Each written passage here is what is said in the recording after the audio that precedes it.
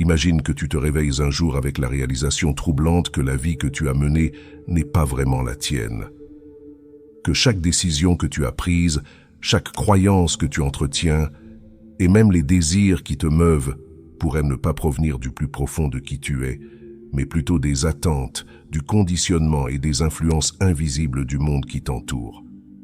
Pense-y, quelle part de ton identité est le reflet de ton moi authentique et quelle part est un masque soigneusement construit, façonné par les pressions extérieures?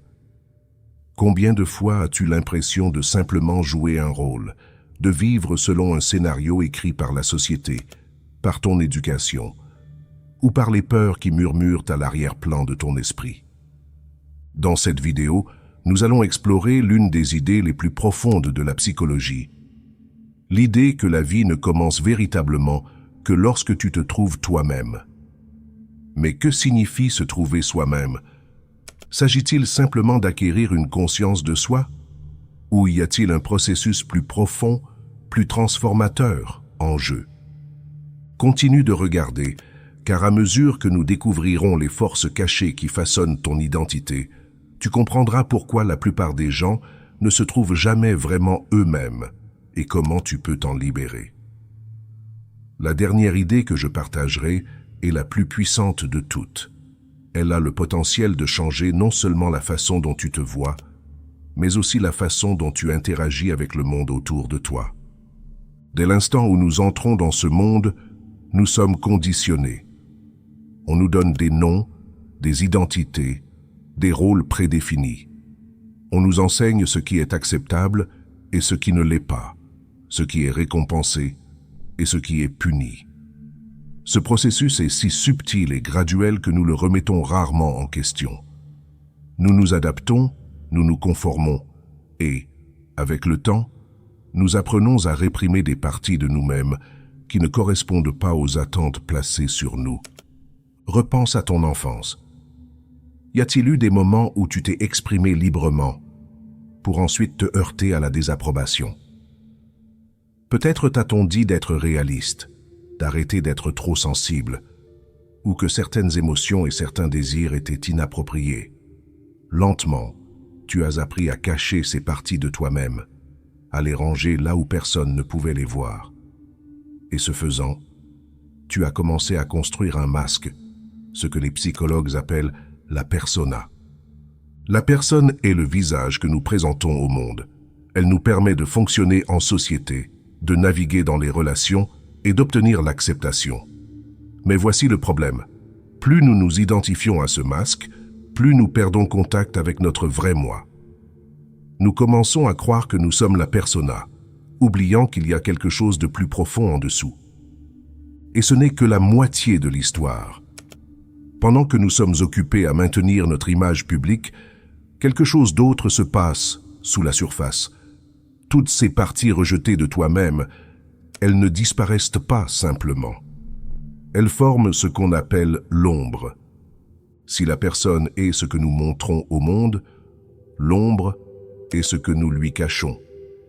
Elle comprend tout ce que nous avons rejeté ou réprimé en nous. Nos peurs, nos désirs inexprimés, nos vulnérabilités et même nos forces cachées. Et c'est là que ça devient fascinant. L'ombre ne s'évanouit pas simplement parce que nous refusons de la regarder.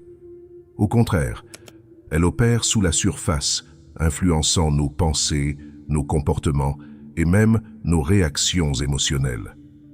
Les parties de nous-mêmes que nous rejetons ne disparaissent pas. Elles se manifestent de manière inconsciente, souvent sous forme de projection. As-tu déjà détesté intensément quelqu'un sans comprendre pleinement pourquoi? As-tu déjà été déclenché par certains comportements chez les autres qui semblent provoquer une forte réaction émotionnelle? La psychologie suggère que lorsque nous sommes perturbés par des qualités chez d'autres personnes, c'est souvent parce que ces mêmes qualités existent en nous, cachées dans notre propre ombre.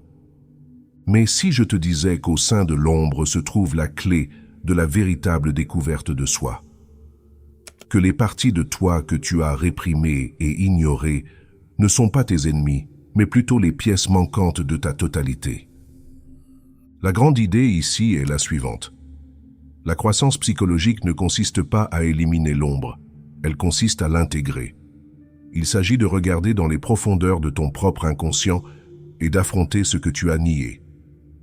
Parce que lorsque tu le fais, tu débloques une source profonde de pouvoir personnel, d'authenticité et de liberté. C'est ici que commence le vrai voyage. Es-tu prêt à affronter la vérité de qui tu es, à te libérer des illusions qui t'ont façonné? Parce que ce qui suit va défier tout ce que tu pensais savoir sur toi-même et ouvrira la porte à une vie qui est vraiment la tienne. La plupart des gens traversent la vie en croyant déjà savoir qui ils sont. Ils se définissent par leur nom, leur travail, leur culture, leurs expériences passées. Mais Carl Jung a découvert que ton identité est bien plus complexe que tu ne le réalises. Jung croyait que le moi que tu perçois n'est qu'une construction de surface, une fraction d'une réalité beaucoup plus profonde et vaste. Jung nous a enseigné qu'en chaque individu existe un monde caché, un paysage intérieur vaste et complexe qu'il a appelé l'inconscient. Ce royaume contient des souvenirs oubliés, des émotions refoulées, des désirs non reconnus et un potentiel inexploité.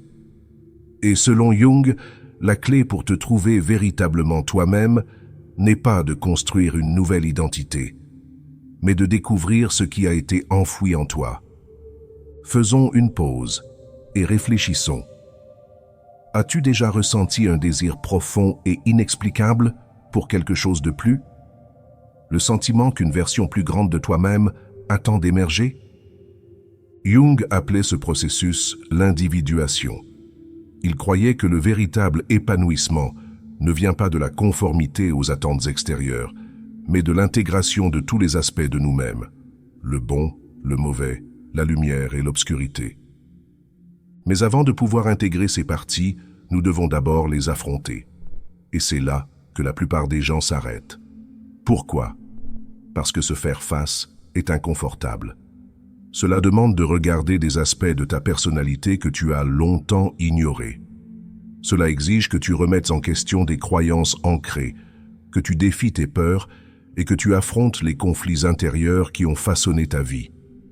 Pense à la fréquence à laquelle nous évitons le silence, à la fréquence à laquelle nous nous distrayons avec le travail, les médias sociaux, le divertissement, ou tout ce qui nous empêche de nous asseoir seuls avec nos pensées. Jung dirait que cette distraction constante n'est pas accidentelle. C'est un mécanisme de défense, une façon d'éviter les questions plus profondes qui persistent sous la surface. Mais peu importe combien nous essayons de les éviter, ces aspects cachés de nous-mêmes ne disparaissent pas. Ils se manifestent de manière inattendue, par l'anxiété, l'auto-sabotage, des relations insatisfaisantes ou ce que Jung appelait la névrose. Jung croyait que notre esprit inconscient communique constamment avec nous, mais nous avons appris à ignorer ces messages. Cependant, si nous commençons à y prêter attention, nous commençons à voir des schémas. Nous commençons à remarquer comment nos blessures les plus profondes influencent nos choix, comment nos désirs refoulés façonnent nos comportements et comment les choses que nous craignons le plus contiennent souvent les plus grandes leçons. Considérons un exemple puissant, la peur du rejet. Beaucoup de gens traversent la vie terrifiés à l'idée d'être jugés ou abandonnés. Ils cherchent l'approbation, évitent les conflits et répriment leurs vraies pensées pour maintenir l'harmonie. Mais d'où vient cette peur? Jung regarderait plus profondément, au-delà de l'émotion de surface, vers l'archétype sous-jacent. Voici ce que Jung a découvert de vraiment révolutionnaire. Lorsque nous affrontons enfin ces parties cachées de nous-mêmes, elles perdent leur pouvoir sur nous.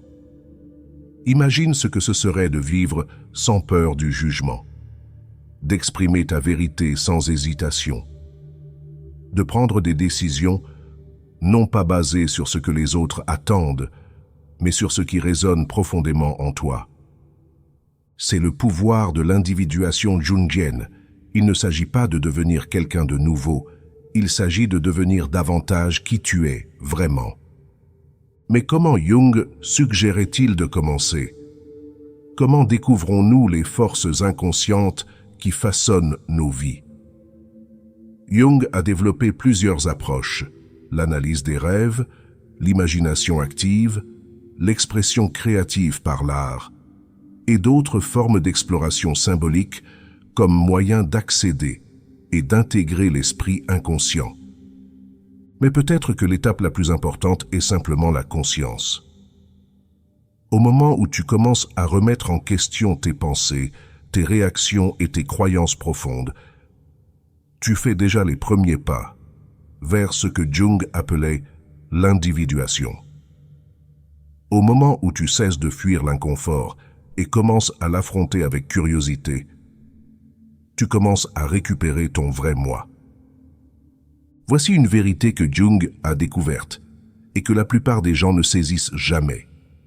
La plupart des individus vivent toute leur vie comme des étrangers à eux-mêmes. Ils suivent les schémas collectifs tracés pour eux sans jamais réaliser qu'ils ont le pouvoir de s'individuer.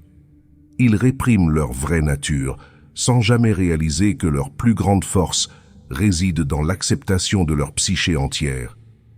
Tu n'as pas à être l'une de ces personnes. La psychologie de Jung offre le pouvoir de te libérer des illusions qui t'ont retenu, d'enlever les couches de conditionnement collectif qui t'ont empêché de vivre pleinement, d'entrer dans la plénitude de qui tu es, authentique et entier. Maintenant, nous sommes sur le point d'explorer quelque chose d'encore plus profond, les archétypes universels que Jung a découverts au sein de l'inconscient collectif. Ces anciens schémas enfouis profondément dans ta psyché détiennent la clé pour libérer ton plus grand potentiel. Ce que tu vas apprendre sur les archétypes de Jung pourrait changer à jamais la façon dont tu te vois. Si le chemin pour te trouver toi-même était aussi simple que de prendre une décision, tout le monde vivrait déjà en parfaite harmonie avec sa vraie nature. Mais comme nous l'avons vu, le processus est bien plus complexe. Il ne s'agit pas seulement de choisir qui nous voulons être, il s'agit de découvrir les forces qui nous ont façonnés, d'affronter les parties de nous-mêmes que nous avons rejetées et de les intégrer dans une identité entière et authentique. Mais voici une question que Jung a posée. Pourquoi sommes-nous attirés par certains comportements, désirs ou peurs? Pourquoi répétons-nous les mêmes erreurs ou tombons-nous dans les mêmes schémas, même lorsque nous essayons de changer? La réponse de Carl Jung fut révolutionnaire. Il croyait qu'en chaque être humain existent des schémas universels, des plans psychologiques profondément enracinés, qui influencent nos pensées, nos émotions et nos comportements, d'une manière que nous ne comprenons souvent pas pleinement. Il a appelé ces schémas des archétypes. Jung soutenait que les archétypes sont des images anciennes et collectives, stockées dans ce qu'il appelait l'inconscient collectif, un niveau de la psyché partagé par tous les êtres humains, hérité des expériences de nos ancêtres. Ces archétypes façonnent notre identité personnelle, nos relations, et même la façon dont nous percevons le monde. Pense aux histoires qui ont été racontées à travers l'histoire. Le voyage du héros, le sage mentor, le méchant ténébreux, l'enfant innocent.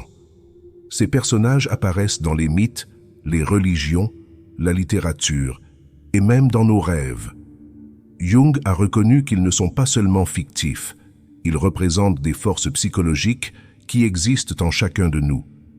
Et que nous le réalisions ou non, ces archétypes sont constamment à l'œuvre dans nos vies. Par exemple, considère l'archétype du héros. C'est la partie de toi qui aspire à un but, qui se sent appelé à quelque chose de plus grand. C'est la partie de toi qui cherche à surmonter les obstacles, à devenir plus fort et à atteindre une version supérieure de toi-même. Mais cet archétype n'existe pas isolément. Il est toujours accompagné par l'ombre. L'ombre, comme nous l'avons vu plus tôt, représente les aspects refoulés et cachés du moi. C'est la partie de toi qui contient tes peurs, tes faiblesses et même ton potentiel inexploité. Dans les mythes, le héros doit affronter l'ombre, souvent symbolisé par un monstre, un ennemi ou un grand défi, avant de pouvoir vraiment évoluer. Maintenant, transposons cela dans la vie réelle. As-tu déjà eu un moment où tu savais que tu devais changer, mais quelque chose en toi résistait? Un moment où tu as eu l'opportunité d'entrer dans une version plus grande de toi-même, mais la peur, le doute ou l'auto-sabotage t'ont retenu? C'est la bataille entre le héros et l'ombre qui se joue en toi. L'erreur que la plupart des gens commettent est d'essayer de supprimer l'ombre au lieu de la comprendre. Mais Jung croyait que la vraie transformation se produit lorsque nous intégrons l'ombre, non pas en la rejetant, mais en apprenant d'elle. Disons que tu luttes contre le doute de soi. Au lieu de l'ignorer ou de prétendre qu'il n'existe pas, Jung t'encouragerait à demander d'où vient ce doute. Est-il vraiment tien ou a-t-il été semé en toi par des expériences passées, des attentes sociétales ou les voix des autres? Quelles leçons contient-il?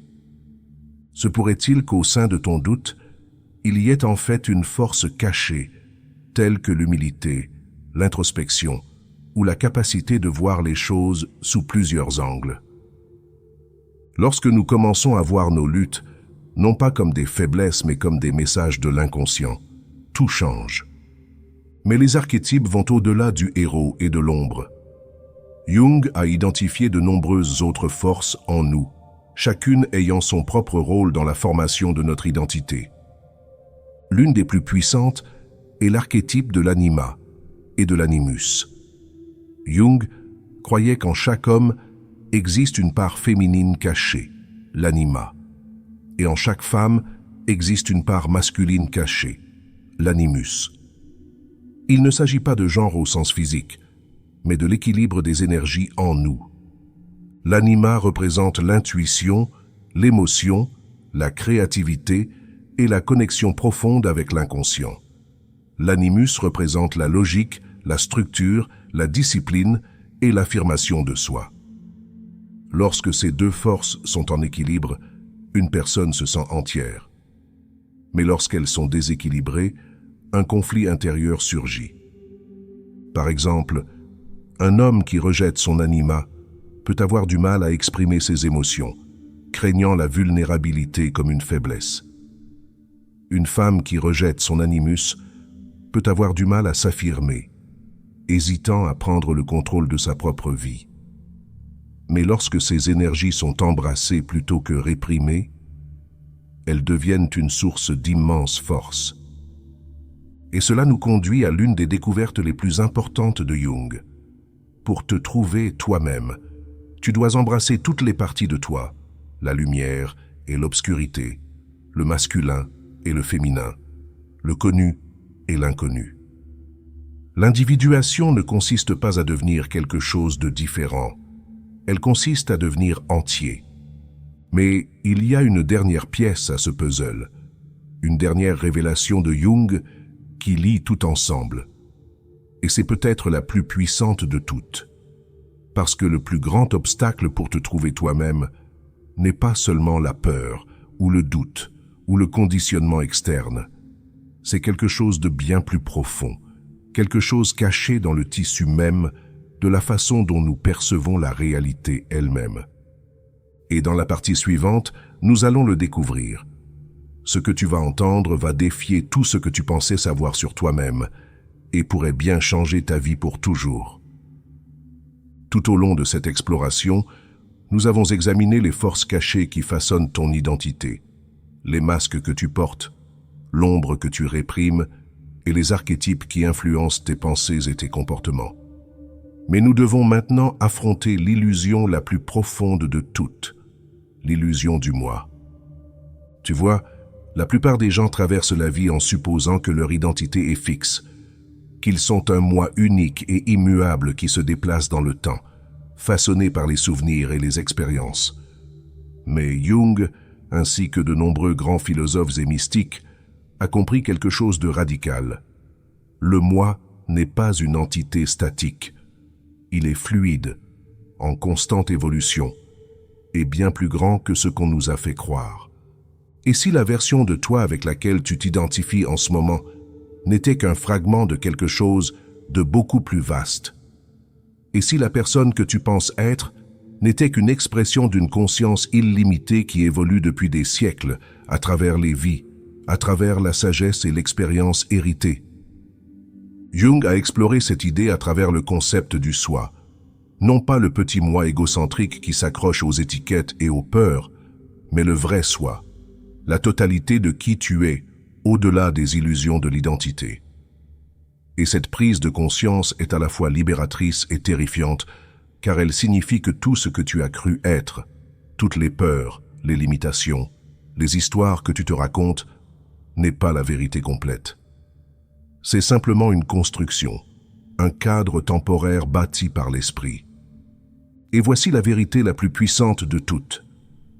Tu n'es pas juste un être unique et isolé traversant la vie. Tu es un vaste champ de conscience interconnecté, portant en toi la sagesse des générations, la profondeur de l'inconscient et le potentiel de transformation qui dépasse l'imagination. Mais si cela est vrai, alors pourquoi nous sentons-nous si limités? Pourquoi éprouvons-nous la souffrance, le doute et la peur?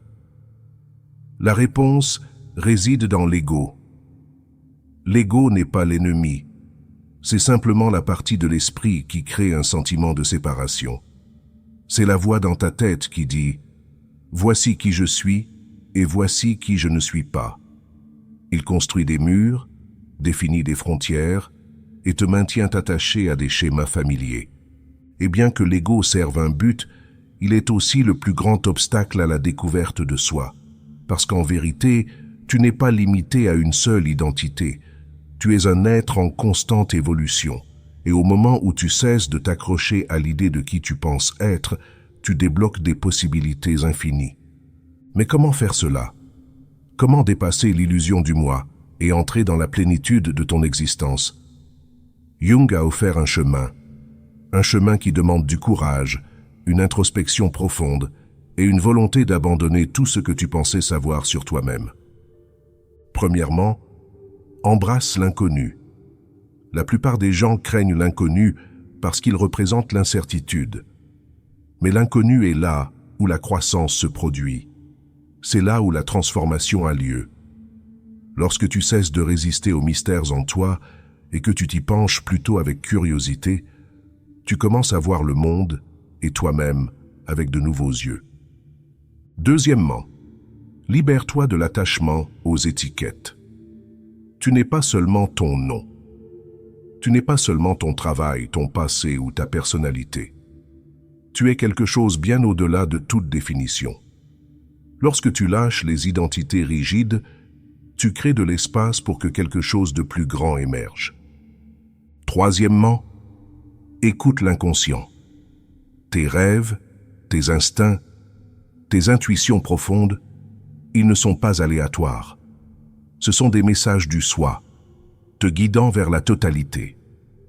Plus tu t'y connectes, plus tu commenceras à reconnaître des schémas, des synchronicités et des signes qui te mènent vers ton vrai chemin. Et enfin, abandonne-toi au processus. Te trouver toi-même n'est pas une destination. Ce n'est pas quelque chose que tu atteins puis oublies. C'est un voyage continu, un dévoilement de couches de vérité de plus en plus profondes. Et voici la révélation ultime que Jung a découverte. Tu n'as jamais été vraiment perdu. Tu as toujours été là. Le soi que tu cherchais était en toi depuis le début, attendant d'être rappelé. Alors maintenant, le choix t'appartient. Continueras-tu à vivre comme un fragment de qui tu es vraiment, lié par de vieilles peurs et illusions? Ou feras-tu un pas en avant vers l'inconnu, embrassant l'être vaste et illimité que tu étais destiné à devenir? Parce que comme Jung nous l'a enseigné, la vie ne commence véritablement que lorsque tu te trouves toi-même. Et maintenant, tu connais le chemin. Si cette vidéo t'a aidé à te comprendre sous un nouveau jour, ne la garde pas pour toi. Partage-la avec quelqu'un qui pourrait avoir du mal à trouver son chemin authentique. Et si tu as déjà vécu un moment de profonde découverte de soi, laisse un commentaire ci-dessous décrivant ce qui a changé pour toi. Ton histoire pourrait être exactement ce dont quelqu'un d'autre a besoin d'entendre en ce moment.